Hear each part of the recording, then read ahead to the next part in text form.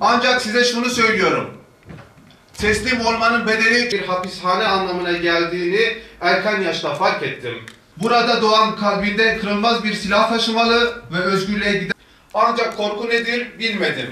O karanlık hücrelerde, hapishanede sabrın sadece bir erdem değil, acımasız bir silah oldu. Evet, 2016'da ilk uluslararası öğrenci olarak Gazze'ye gitmek nasip oldu ve oraya gittiğimde ilk defa ben o insanların nasıl büyük sıkıntılar, nasıl büyük imtihanlar verdiklerine şahit olmuştum.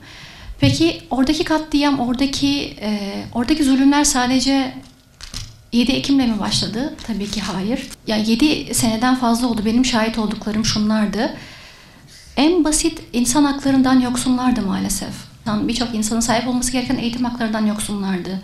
Hastalanacaklar, tedavi olamıyorlar. Çünkü Gazze kıtasının 2 giriş var. Biri Refah Kapısı, diğeri Erez Kapısı. Refah Kapısı'ndan o zamanlar izin almak için aylarca bekliyordunuz. Çoğu zaman da çok zor alıyordunuz. İşte %85'ten fazla fakirlik oranı vardı. Sosyal, siyasi sıkıntıları çok girmiyorum bile. Çünkü artık bizde onlar gayet normal oldu. Her gün durdurak bilmeyen bombardımanlar vardı. Ve o bombardımanların bir tanesini duysanız yerinizde duramazdınız. Ve oradaki kardeşlerimiz bunu yaşıyorlardı. Bahsettiğimiz coğrafya neresi? Filistin, değil mi? Ve Filistin'in son kalesi Gazze.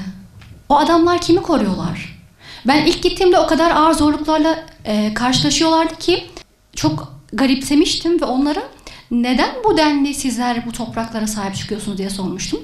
İstisnasız oradaki bilinçli kardeşlerimizin verdiği cevap şuydu: bu topraklar Allah ve peygamberlerin bizlere emaneti. Eğer biz sahip çıkmazsak düşmanın ayakları altında değerlerimiz, emanetlerimiz yok olacaklar diyorlardı. Yani 2 milyar Müslümanın sorumluluğunu yerine getiriyorlardı. Hatta son zamanlarda ben söyleyeyim, Gazze halkı direnişleri kırgındı. Nasıl olurdu o kadar zillet içerisinde ümmet, Meşril Aksa bu halde ve sizler bir şey yapmıyorsunuz? Sonrasında 7 Ekim oldu. Bombalar yağmur gibi yağmaya başladı. Hızlı bir şekilde evlerimizi terk ettik. Sonrasında birçok gittiğimiz yer bombalanmaya başladı. Her tarafı bombalıyorlardı tabii ki de. Çocuklarla o şehitlerin üzerinden farklı yerlere geçmek zorunda kaldık. Hastanelere gittik, okullara gittik. Zira uluslararası karara göre okul ve hastaneden bombalanmaması gerekiyor ama Siyonist barbarlar oradan başladılar. Sonrasında bu bombardımanlar gittikçe arttı. Hatta bir bombardıman sahnesinde hiç unutmuyorum. Apartmanın kapısını bombaladılar gittiğimiz yerlerden birinde. Apartmanın kapısını bombalamak demek, Siyonistler bir apartmana indirmek istiyorlarsa önce kapıyı bombalıyorlar. Kapıyı bombalıyorlarsa bilin ki apartman aşağı inecek, yani üzerinize düşecek. Bazı teyzelerin çığlıklarını duymuştum. Çocukları, oğulları şehit olmuşlardı hemen apartman kapısında. Apartmandakiler şehadet getiriyorlar. Çünkü muhtemelen birazdan apartman başımıza yıkılacak. Öyle bir anda hızlı bir şekilde karar almamız gerekiyor. Küçücük çocuklar var. İşte o küçücük çocuklarla şehitlerin kanın üzerinden geçmiştik ve çocuklar tabii kana basmak istemiyorlar ve bombardıman çok yoğun devam ediyor. Hastanelere gitmiştik. Hastanelerin hali idrak edebileceğimiz şekilde değil. Bizler haberlerde görüyoruz. Film gibi izliyorsunuz değil mi? Acaba gerçek mi diyoruz? Tamamen gerçektiler. İşte şehitler, yaralılar taşınıyor. Her taraf kan. O kanın içerisinde sizler boş bulduğunuz yerde bütün ailenizle beraber oturmak durumundasınız. 100 metrekarelerce evleriniz bombalandı. Şimdi birkaç metrekarede bütün ailenizle hayatı idame ettirmeniz gerekiyor. Kimisi birkaç gün, kimisi birkaç ay. Artık gerçi hastaneler de kalmadı çünkü oralarda bombaladılar. Sonrasında her gittiğimiz yeri bombaladılar. Bir yerleri güvenli koridorlar dediler, oraları da bombaladılar. 14 ay geçti, katliam devam ediyor değil mi? Sizce katliam hala devam ediyorsa kim suçlu? Her birimiz değil mi? Bizler yapılması gereken en güzel şekilde yaptık da mı bombardıman durmadı?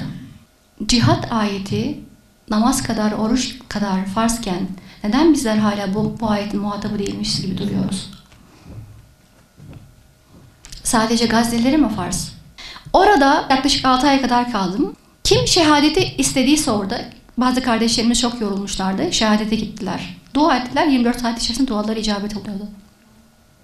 Kim ki kalıp mücadele etmeye devam etmek istedi. Allah'tan yardım diledi. Kaldıkları yerden hala mücadele devam ediyorlar. Bir de şöyle harika bir olay var Gazze'de. 2017'deyken bana bir şehit kanını koklatmışlardı. O zaman benim bütün dünyam değişti. Çok muhteşem bir koku Ve zaten biliyoruz Kur'an'da şehitlerin ölmediğinin, onların Allah katına rızıklandırdığından bahsediliyor. Biz buna iman ettik ama orada yakininiz bir kez daha artıyor. Normalde ölüm olayı fiziksel bir olaydır. Bizler neden ölülerimizi direkt gömeriz? Ölülerimize saygıdan. Bu fiziksel olayda vücut çürür ve kötü kokmaya başlar. Değil mi? Ama işte şehit olunca böyle bir şey olmuyor. 9 gün geçmiş. Sonrasında aylarca geçen kardeşlerimiz vardı. Vücut olduğu gibi duruyor ve çok da güzel kokuyor. Şimdi böyle mükemmel bir atmosfer olunca kardeşlerimiz kaldıkları yerden devam ediyorlar tabii ki. O yüzden bizlerin de cihat ayetinin muhatabı olduğunu bir kez daha hatırlatmak isterim. Şimdi sünnetullah'ta biz biliyoruz bir değişiklik olmaz. Kafir çalışıyorken kafire veren Allah, Müslüman çalıştı Müslümanı mı vermedi? Öyle bir şey söz konusu değil. Biz buna iman ettik. Çocuklar da bombardıman altında caddede oynuyorlar bu arada. Hatta oyunlarından bir tanesini size söyleyeyim. Şimdi bombardımanda yandaki apartmanlar yıkılıyor. Bütün molozlar caddeye iniyor. Çocuklar top oynayacaklar. Bir de o yollardan araç geçmesi gerekiyor. Çocuklar top oynuyorlar. Toptan sonra da o molozları hep beraber elleriyle topluyorlardı. Oyunlarından bir tanesi buydu. Bombardıman devam ederken. Gazze'de öyle bir atmosfer var ki sürekli şehit haberi alıyoruz. Bir gördüğünüzü bir daha göremeyebiliyorsunuz muhtemelen. Kendinizi buna hazırlıyorsunuz. Ve bir ayağınız ahirette, bir ayağınız dünyadasınız aslında. İkisi de sizin için aynı. İkisini de kabul ettiniz. Tek endişeniz Allah'a verdiğiniz sözde sadık olmak son nefesinize kadar. Son nefesinize kadar en güçlü bir şekilde direnebilmek. Bunun için elinizden geleni yapıyorsunuz. Sonrasında bombardıman, normalde F-16 işte bombardımanlarını duyuyorduk. Bir de dronları duyuyorduk. Bu defa arttı tanklar etrafımızı sardılar. Tankların top atışlarını duyuyoruz birebir. Arada etrafımıza da atıyorlar. Öyle bir zamanda hemen ertesi günü vurdular. Baz istasyonlarını vurdular. Bizim bütün dünyayla ilişkimiz kesildi. Hatta o aralar ailem benden yaklaşık bir ay kadar haber alamamıştı. Şehit olduğumu sanmışlar ve neredeyse bir ay bildiğiniz yasa girmişlerdi. Oradaysa biz sevdiklerimizin şehadet haberini alıyorduk. Kaldığımız yerden devam ediyorduk. Tabii ki gözlerimizden yaşlar akıyor. İnne lillahi ve inne ileyhi raciun deyip kaldığımız yerden devam ediyoruz. Çünkü bu yolda kaybedecek bir şey yok. Hele yas tutacak hiçbir şey yok. Onurlu bir yol. Tek dileğimiz Allah bizden kabul etsin. Günler arttı. Bu defa sularımız tükendi. Namazlarımızı işte cem ediyoruz başlarda. Sonrasında teyemmüm olayına geçtik. Yiyecekler bitti. Biz düşünüyoruz ne yapabiliriz. Ama yapabileceğimiz bütün her şeyi yapıyoruz. Zaten pencereleri falan açamıyoruz. Çünkü pencerelerin bir kısmı zaten bombalanmış durumda. O zaman düşündük ne yapabiliriz diye. Aklımıza gelen tek şey şuydu. Evde biriken çöpü kapının önüne bırakmak. Olur da biri olursa fark edip yardıma gelir diye düşündük. Öteki türlü ne yapacağımızı bilmiyorduk. O bile tehlikeli bu arada. Drone fark etse o hareketiniz direkt dronlar kurşun sıkıyor. Drone bir yere kurşun çok sıkınca arkasından hemen füzeliyorlar. Öyle bir atmosfer düşünün. Hava barut kokuyor. Kimyasal her tarafta. Geldik. Namazlarda elimizi açıp Allah'a dua ediyoruz ama isim vere vere istiyoruz. Çünkü çok fazla bazı işte soğan ya da limon gibi şeylere çok ihtiyacımız var. Çok fazla kimyasal vardı. Bir de o zamana kadar eğer hayatta kaldıysanız bile en az bir enfeksiyonel hastalık geçiriyorsunuz. Çok yoğun bir bombardıman. Fosfor bombası çok atlar ve biz Gazze'nin merkezindeydik işte. Yavaş yavaş hareket ediyoruz ama hareket edebildiğimiz yerlerin her tarafında bombardımanlar var. Yoğun çatışmalar oluyordu. Biz dua ediyoruz. Çok geçmeden kapı çaldı. İşte İsmail adında bir genç geldi. Bir şeye ihtiyacınız var mı? İçecek ve yiyeceklerimizin tükendiğini söyleyince çok geçmeden o zaman bizim paramızla bulamayacağımız yiyecekler kapımıza kadar geldi. 14 ay oldu. 14 ay.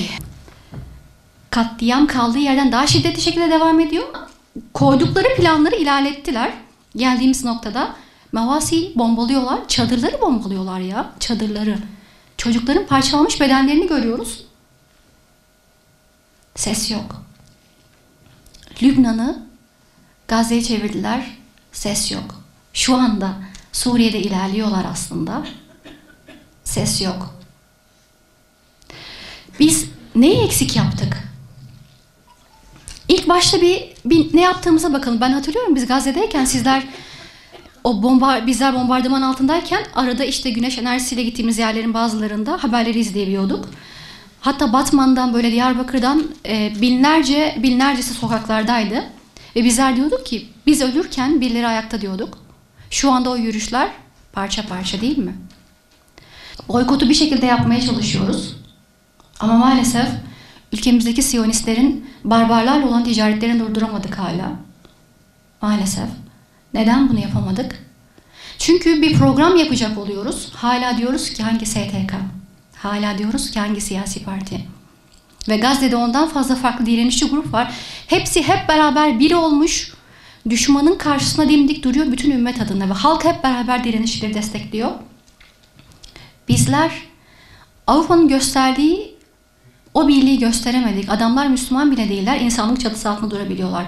Ve bizler hala 14 ay olmuş ümmet çatısı altında bir araya gelemiyoruz. Sesler hep cılız çıkıyor. Düşmanlara bakıyoruz, Netin'in o psikopatın arkasında bir olup bir şeyler yapmaya çalışıyorlar. Bizler aynı İslam'a sahibiz ama hala farklı kimliklerimizi daha önde tutuyoruz. Sanki İslam'dan, Müslümanlıktan daha yüksek bir kimlik varmış da bunu önde tutup insani görevimizi bile yerine getiremiyoruz çoğu zaman. Normalde baktığımız zaman evet düşmanın ilerlediğini görüyoruz. Bayağı da ilerlediler aslında. Peki sünnetullah'ta ne var dedik? Allah çalışanın karşılığını veriyor değil mi? Ama şu da var sünnetullah'ta. Allah çalışana veriyor. Müslüman da olsa, kafir de olsa. Ama çalışan çalıştığını batıla kullanınca ne oluyor? Onu helak ediyor. قُلْ جَاءَ الْحَقُّ وَزَهَقَ الْبَاطِلِ اِنَّ الْبَاطِلَ كَانَ زَهُوقًا. Ve bizler Müslümanların bu paramparça haline rağmen sizleri gördüğünüz gibi biz yakinen biliyoruz ki Siyonistlerin sonu hızlanarak başladı. Çünkü sünnetullah'ta onlar ne yapıyorlar? Çalıştılar, aldılar çalışmalarının sonuçlarını belki de ama bunu ne yapıyorlar? Kadınları öldürüyorlar, çocukları öldürüyorlar. Kadın ve çocukları öldürmek batıl olduğundan yok olacaklar.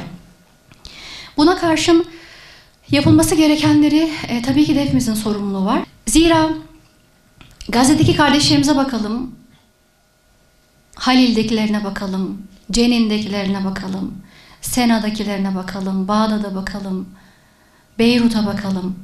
Ne yaptılar? Evlerini kaybettiler, işlerini kaybettiler, çocuklarını kaybettiler, sevdiklerini bir kaybettiler. Biz ne kaybettik? Biz nasıl bir bedel ödedik ki şu ana kadar? Diyoruz ki yapacak bir şey kalmadı. Peki bu dava hepimizin davası değil mi? Hepimizin davası değil mi? Bu dava için biz hangi bedeli ödedik de şu an diyoruz ki 14 ay olmuş katliam durmadı. Ve adamlar var güçleriyle bütün küfür bir araya gelmiş. Saldırıyor oradaki bir avuç Müslüman kardeşlerimize. Biz bırakın askeri yardım göndermek ki biz daha 2. ayda ben oradayken biz diyorduk ki herhalde bizi böyle bırakmazlar. Askeri yardımları herhalde orduları gelir yani herhalde Mehmetçik şimdi girer diye düşünüyorduk. 14 ay geçti. Bırakın Mehmetçiği yardım tırlarını girdiremiyoruz. Birkaç gerçekten de samimi Müslüman nakit yardımları girdirmeye çalışıyor. Ama onun haricinde yardım tırlarını bile girdiremiyoruz şu anda. Günlük 1-2 tane dalga geçer gibi. Normalde abluk altında olduğu için günlük en az 700-800 tırın girmesi gereken yere birkaç tır gönderiyoruz. Buna da yardım diye söylüyoruz. Halbuki o topraklar bizim topraklarımız. Selamete ulaşana kadar bizlerin mallarımızla cihat diye isimlendirmemiz gerekiyor bunu. Mallarımızla cihada devam etmemiz gerekiyor. Cihat ayetinin muhatabı hepimiziz. O toprakları korumak hepimizin sorumluluğu. Özellikle eşlere sesleniyorum buradan. Annelere. Eşler ve anneler. Çünkü kadınlar hakikaten direnişin kaburgası. Orada çok iyi gördüm ben bunu. İkincisi mallarla biz gönderdiğimiz yardımların yerine ulaştığına emin olalım. Ve bilelim ki biz kimseye sadaka vermiyor. Biz sorumluluğumuzu yapıyoruz. Mallarımızla cihad ediyoruz. Üçüncüsü ilimle cihad etmek. Kim nerede ne yapıyorsa, öğretmen, anne, öğrenci, işte komutan, siyasetçi aklınıza ne geliyorsa. Sadece şunu soralım kendimize. Şu katliamı biz en iyi nasıl durdurabiliriz? Bu olanaklara sahip olan biri olaraktan. Kim ne yapabiliyorsa işte kolaydan zora doğru yapmaya çalışsın. Neden?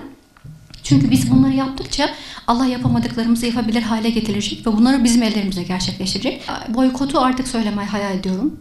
Hiçbir şey yapamıyorsak en azından ona devam etmemiz gerekiyor ve böyle katliam olursa devam edeceğiz biz bunlara. Zira onlar zulümlerini sadece Müslümanlar değil bütün insanlığa karşı kullanıyorlar ve bu bizim varoluş sebebimizin getirdiği büyük bir sorumluluk. Son olarak dua etmek diyorum ama sıradan bir dua değil. Öyle bir dua edelim ki bizim ana konumuz olurdu hakikaten de. Zira oradaki kardeşlerimiz 7 Ekim'de henüz 18'inde hayatın baharında gençler şehadete koştular. Bir daha dönmeyeceklerini bile bile. Ne dediler? Biz ümmetin değerlerini, ümmetin onurunu ayaklar altında çiğnetmeyiz. Ya izzetimizle yaşarız ya izzetimizle ölürüz dediler. Bu dava aynı dava. Bu dava bütün ümmetin her birimizin davası. Çok ağır bedeller ödemek gerekiyor bu dava için. Bu noktada elimizden geleni yapmamız gerekiyor. Güzel olan şunu söyleyeyim. Şu anda evet doğru direniş kaldığı yerden devam ediyor ama gerçekten de çok zor durumdalar. Zira çok ağır kimyasallar oraya düştü. Hastalığı, soğuğu söylemiyorum. Şu anda maalesef bütün Gazze artık çadırlarda. Yani hayal bile edemediğimiz kadar zor şartlar olsa bile güzel tarafım okullara kaldıkları yerden devam ediyorlar. Ama bu okullarda birincilikle bitiriyorlar. Şu anda o çadırlarda ya da işte online eğitim, üniversite eğitimlerine devam ediyorlar. Çoğunun evinden şehitler var ve bunu kaldıkları yerden devam ediyorlar. Çok daha güçlü bir şekilde hem de. Bu noktada direniş kaldığı yerden devam etse de büyük sorumluluklar düşüyor ve bizler bu sorumlulukları yaptığımızda hükümetlere, yöneticilere daha iyi sesimizi duyuracağız. Zira yöneticiler halkın taleplerini yerine getirmek zorunda. Bizim halklarımızın, bizim taleplerimizin bu katliamı en güzel şekilde durdurmak olduğunu ve bunun için her türlü bedeli ödemeye hazır olduğumuzu onlara öyle güzel duyuralım ki seslerimizi artık önümüzdeki aylarda Gazze'ye kendimiz yardımları götürelim. Tüfekle devam eden bir direnişin sürekliliğiydi. Her gün halkımın çektiği sıkıntıları